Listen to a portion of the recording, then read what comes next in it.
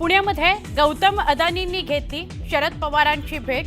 Science and technology park प्रकल्पाबाबत चर्चा झाल्याची सूत्रांची माहिती।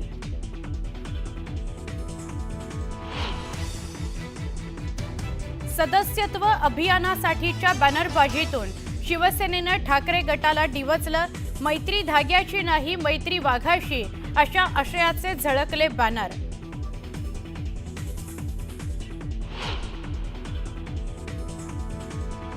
राष्ट्रवादी काँग्रेसकडून आज महाराष्ट्रातील माजी मुख्यमंत्र्यांचा सत्कार। मात्र परदेश दौऱ्यामुळे उद्धव ठाकरे अनुपस्थित राहणार, तर शरद पवारही सोहळ्याला उपस्थित राहण्याची शक्यता। काँग्रेस खासदार आणि पंजाबचे माजी मुख्यमंत्री चरणजीत सिंह चन्नी यांच्या वक्तव्यानं नव्या वादाची ठिणगी। 2019 साली झालेल्या सर्जिकल स्ट्राईकवर उपस्थित केले सवाल।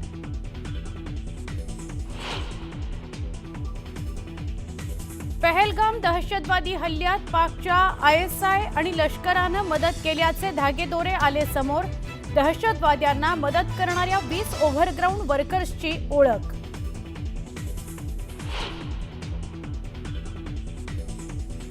आळंदीतून वाहणारी इंद्रायणी नदी प्रदूषणाच्या विळख्यात। केमिकल मिश्रित पाणी सोडल्यानं नदीवर फेसाचं साम्राज्य। वारकऱ्यांनी व्यक्त केला संताप।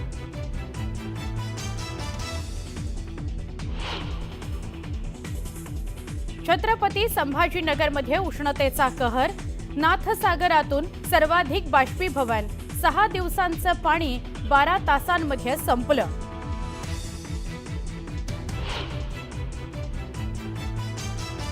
शेतकऱ्यांच्या कर्जमाफी करता शिवसेना उबाठा आक्रमक। बुलडाण्यात 200 ट्रॅक्टरसह जिल्हाधिकारी कार्यालयावर मोर्चा।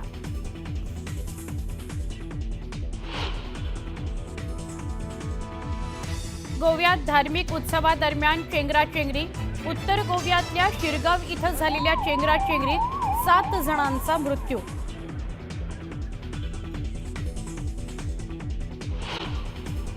पहलगाममधील हल्ल्यानंतर पाककडून भारताच्या कुरापती काढणं सुरूच आहे। जम्मू आणि काश्मीरच्या सीमावर्ती भागात पाककडून पुन्हा एकदा गोळीबार करण्यात आला। कुपवाडा, उरी आणि अखनूर भागात नियंत्रण रेषेजवळ पाकिस्ताननं शस्त्रसंधींचं उल्लंघन करत गोळीबार केला।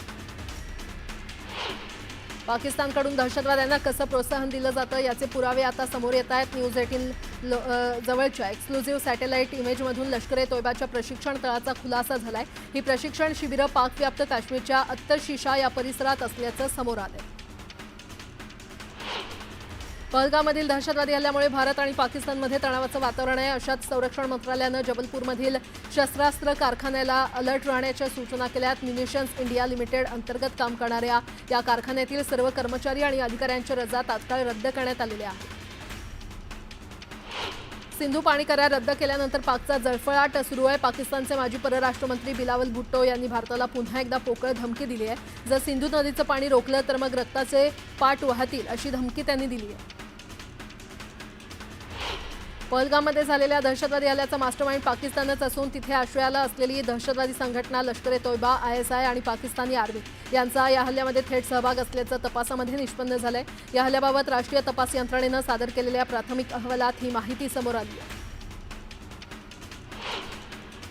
मुंबईमध्ये बॅनर्सच्या माध्यमातून शिवसेनेनं ठाकरे गटावर निशाणा साधलाय। मैत्री धाग्याची नाही मैत्री वाघाशी असे बॅनर लावत शिवबंधनावरून शिवसेनेनं ठाकरे गटाला डिवचले।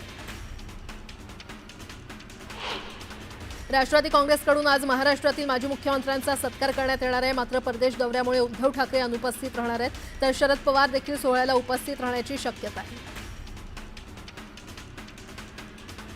आम्ही राजकारणी दिवसभर खोटं बोलत असलो तरी सत्याच्या म्हणजेच अध्यात्माच्या व्यासपीठावर खोटं बोलता येत नाही अशी कबुली मंत्री गुलाबराव पाटील यांनी दिली आहे। ते संत माहुजी महाराज उत्तराधिकारी गादीपती सोहळ्याच्या कार्यक्रमाप्रसंगी बोलत होते। पुण्यश्लोक अहिल्यादेवी होळकर त्रिशताब्दीनिमित्त चोंडी येथे 6 मे रोजी राज्य मंत्रिमंडळाची बैठक होणार आहे। या बैठकीसाठी मुख्यमंत्री देवेंद्र फडणवीस, उपमुख्यमंत्री एकनाथ शिंदे, उपमुख्यमंत्री अजित पवार यांच्यासह अवघे मंत्रिमंडळ दाखल होणार आहे।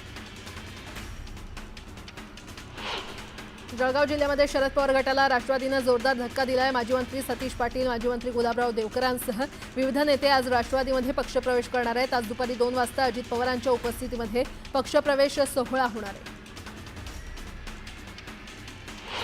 इटलीमधील रेमिनी शहरात मॅकफूड 2025 या कृषी विषयक प्रदर्शनाला भेट देण्यासाठी कृषी मंत्री माणिकराव कोकाटे, पणन मंत्री जयकुमार रावल आणि कृषी राज्यमंत्री आशिष जयस्वाल हे परदेश दौऱ्यावर आहेत। रेमिनी येथे 4 मे ते 9 मे या काळात कृषी विषयक प्रदर्शनाचं आयोजन करण्यात आलं।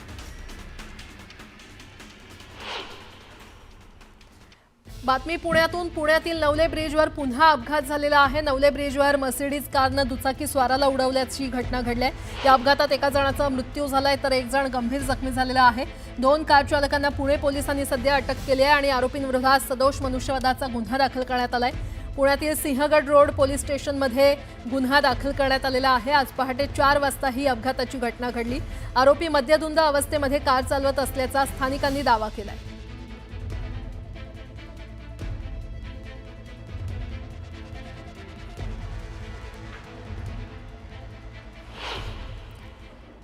तनिषा भिसे मृत्यू प्रकरणात सरकारनं त्यांच्या दोन्ही नवजात बाळांच्या उपचारासाठी मदत जाहीर केलेली आहे। मुख्यमंत्री वैद्यकीय सहायता निधीतून 24 लाखांची मदत जाहीर करण्यात आली आहे। राज्यातील धर्मादाय रुग्णालयांना आता धर्मादाय रुग्णालयाचा फलक लावणं बंधनकारक करण्यात आलंय। तसंच यापुढे रुग्णालय प्रशासनाला खाटा उपलब्ध नसल्याची सबब सांगता येणार नाहीये। पुणे गर्भवती मृत्यू प्रकरणानंतर प्रशासनानं हा निर्णय घेतलाय। बुलढाणा जिल्ह्यातील नांदुरा शहरात भाजप कार्यकर्त्याला एका महिलेच्या घरात घुसून छेड काढल्याचा आरोप करत युवकाला बेदम मारहाण करण्यात आली आहे। या मारहाणीचा व्हिडिओ सोशल मीडियावर व्हायरल झालाय। या मारहाणीमध्ये तरुण गंभीर जखमी झालाय। नाशिकच्या म्हसरूळ पोलीस ठाण्याच्या हद्दीमध्ये गावगुंडांनी हैदोस घातलाय। युवकावर 5 ते 6 जणांच्या टोळक्यानं प्राणघातक हल्ला करत बेदम मारहाण केली आहे। यात तरुण गंभीर जखमी झालाय। या घटनेनंतर ग्रामस्थ संतापले असून तात्काळ गुंडांवर कारवाई करण्याची मागणी केली आहे। नीट पेपर लीक प्रकरणात 26 MBBS विद्यार्थी दोषी आढळले असून त्यांना तात्काळ निलंबित करण्याचे आदेश देण्यात आलेत। याशिवाय 14 विद्यार्थ्यांचे प्रवेश देखील रद्द करण्यात आले। पहलगाममधील हल्ल्याच्या निषेधार्थ जळगावात भव्य मूकमोर्चा काढण्यात आला। यात सर्वपक्षीय नेत्यांसह व्यापारी देखील सहभागी झाले होते। तर शहरातील बाजारपेठा देखील दुपारपर्यंत बंद राहणार आहेत। मात्र जिल्हाधिकाऱ्यांनी निवेदन न स्वीकारल्यानं नागरिकांनी नाराजी व्यक्त केली आहे। पुण्याच्या शिरूरमध्ये धर्मांतरासाठी आमिष दाखवत दबाव टाकत हिंदू कुटुंबाला ख्रिश्चन धर्म स्वीकारायला लावण्याचा प्रयत्न करण्यात आलाय। या प्रकरणी पोलिसांनी 7 जणांवर गुन्हा दाखल केलाय। नागपुरातील अंबाझरी तलाव धरणापुढील स्वामी विवेकानंद स्मारक स्थानांतरित करण्याची गरज नाही असं प्रतिज्ञापत्र विभागीय आयुक्त विजयालक्ष्मी बिद्री यांनी नागपूर खंडपीठात दाखल केलंय। या स्मारकामुळे धरणातील पाण्याच्या प्रवाहाला बाधा निर्माण होत नाही असं समितीकडून देखील स्पष्ट करण्यात आलं। मालवण तालुक्यातील तारकर्ली वायरी बांधवाडी येथील 87 वर्षाच्या आजीनं पाण्यासाठी जिल्हा परिषदेसमोर आमरण उपोषण केलं। उपोषणस्थळी आजींनी लावलेल्या बॅनरनं सगळ्यांचं लक्ष वेधून घेतलंय। कुणी पाणी देतं का पाणी असा आशय या फलकावर लिहिण्यात आला। तीर्थक्षेत्र आळंदीतून वाहणाऱ्या इंद्रायणी नदीच्या पात्रात आजही फेसाचं साम्राज्य कायम आहे। नदीपात्रात कंपन्यांमधील केमिकल मिश्रित पाणी सोडलं जात असल्यानं ही परिस्थिती उद्भवल्याचा आरोप ग्रामस्थांनी केलाय। तर फेस कमी करण्यासाठी फवारणी केल्याचा दावा प्रशासनानं केलाय। उरण पोलिसांनी किनारपट्टीवर सुरक्षा वाढवून तालुक्यातील अनेक भागात जोरदार कोम्बिंग ऑपरेशन केलेलं आहे। 3 पोलीस अधिकारी 30 अंमलदार यांच्या माध्यमातून कोम्बिंग ऑपरेशन राबवण्यात आलं। भुसावळ तालुक्यातील जोगळखेडा गावाजवळ असलेल्या तापी नदीच्या काठावरील अमृत योजनेच्या जॅकवेलची वस्त्रोद्योग मंत्री संजय सावकार यांनी पाहणी केली आहे। पाहणी दरम्यान पालिकेचे मुख्य कार्यकारी आणि पाणीपुरवठा अभियंता यांची उपस्थिती होती। हिंगोली जिल्ह्यामध्ये सध्या शेतामध्ये उन्हाळी भुईमूग काढणीच्या कामांना सुरुवात झाली आहे। भुईमूग काढणीची कामं ऐन उन्हामध्ये करावी लागत असल्यानं सध्या या कामासाठी मजूर मिळत नाही। अहिल्यानगरात एकाच आठवड्यात कावीळमुळे दुसरा बळी गेलाय। अकोले तालुक्यातील राजूर गावात कावीळचा दुसरा बळी गेलाय। 10 वर्षीय चिमुकलीचा उपचारादरम्यान मृत्यू झालाय। अद्यापही गावात 150 रुग्ण असल्यानं 3 दिवसीय उरूस देखील स्थगित केलाय। तर कावीळची साथ रोखण्यास असमर्थ ठरल्यानं राजूर गावच्या उपसरपंचांनी राजीनामा दिलाय। सोलापुरातील मोहोळ तालुक्यात पोहण्यासाठी कॅनॉलमध्ये उडी मारताना मोटारचा शॉक लागून युवकाचा मृत्यू झालाय। गौसपाक शेख असं या मृत युवकाचं नाव आहे। नंदुरबारच्या काकर्दे गावात खंडेराव महाराजांच्या यात्रोत्सवाचं आयोजन करण्यात आलं होतं। यावेळी मोठ्या संख्येनं नागरिकांनी यात्रेमध्ये सहभाग घेतला। धाराशिवमधील कळंब तालुक्यातील 22 गावात पाणीपुरवठा, स्वच्छता, शालेय साहित्य आणि इतर विविध विकास कामांमध्ये 1.5 कोटी रुपयांचा भ्रष्टाचार झाल्याच्या विरोधात ग्रामस्थांनी उपोषणाचं हत्यार उपसले. गेल्या 4 दिवसांपासून गावकरी उपोषणाला बसले आहेत. चौथ्या दिवशी 2 उपोषणकर्त्यांची प्रकृती बिघडली असून त्यांच्या वैद्यकीय उपचार घेण्यास आंदोलनकर्त्यांनी नकार दिलाय. उपोषणाचा आज चौथा दिवस असला तरी प्रशासन मात्र या आंदोलनाकडे डोळेझाक करताना दिसतंय. धाराशिवमध्ये तृतीयपंथीयांना मुख्य प्रवाहात आणण्यासाठी जिल्हा प्रशासनानं उपक्रम राबवलाय. यावेळी जिल्हा प्रशासनानं तृतीयपंथीयांना आपलं सरकार सेवा केंद्र चालवायला दिलं. सांगली शहरात भर दिवसा दागिने लंपास केल्याची घटना घडली आहे. यावेळी पोलिसांनी 4 तासांच्या आतच चोरट्यांना अटक केली आहे. चोरट्यांकडून पोलिसांनी 13 तोळे सोनं जप्त केलं. जळगावच्या टिटवी गावात रामलीला उत्सवाचं आयोजन करण्यात आलेलं आहे. रामायणाची माहिती घेण्यासाठी याचं आयोजन करण्यात आलं. दरम्यान नागरिकांनी मोठ्या संख्येनं उपस्थिती लावली.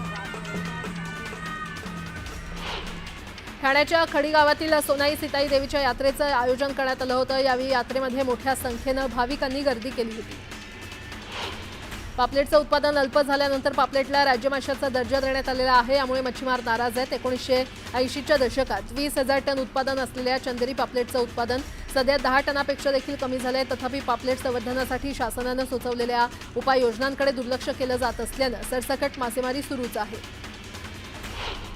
वाशिमच्या कृषी उत्पन्न बाजार समितीमध्ये हळद पिकानं विक्रमी आवकचा आकडा पार केलाय. वाशिम बाजार समितीमध्ये पहिल्यांदाच ऐतिहासिक 14,300 क्विंटलची विक्रमी आवक झाली. त्यामुळे वाशिम बाजार समितीमध्ये मोठ्या प्रमाणात शेतकऱ्यांची गर्दी पाहायला मिळाली. जळगावच्या भुसावळ शहरात पहलगाम हल्ल्याचा निषेध करण्यात आलाय. यावेळी नागरिकांनी कॅन्डल मार्च काढून अतिरेक्यांवर कठोर कारवाई करण्याची मागणी केली आहे. चला आळंदीला जाऊ, ज्ञानदेव डोळा पाहू असं म्हणत राज्याच्या कानाकोपऱ्यातून भाविकांचा ओघ आळंदीमध्ये सुरू झालाय. संत ज्ञानेश्वर महाराजांच्या 750व्या जन्मोत्सव सोहळ्याची जय्यत तयारी झाली असून आजपासून भक्तीच्या ज्ञानकुंभाला प्रारंभ होणार आहे. साताऱ्याच्या कोयना धरणाच्या जलविद्युत प्रकल्पातून यंदा ज्यादा वीज निर्मिती करण्यात आली आहे. 666 दशलक्ष युनिट ज्यादा वीज निर्मिती केल्यानं विजेची चिंता मिटली आहे. काहीही करून अलमट्टी धरणाची उंची वाढवायची असा चंग बांधलेल्या कर्नाटक सरकारनं महाराष्ट्र सरकारविरोधात कायदेशीर लढा देण्यासाठी 150 तज्ज्ञांची समिती तयार केल्याचं समोर आलंय. आपला 524 मीटर उंचीचा अट्टहास पूर्ण करण्यासाठी त्यांनी जलतज्ज्ञ आणि वकिलांची फौज उभी केल्याचं कळतंय. लातूरच्या औसामध्ये उपजिल्हा रुग्णालयाची निर्मिती केली जाणार आहे. पालकमंत्री शिवेंद्रसिंहराजे भोसले यांच्या हस्ते भूमिपूजन करण्यात आलं.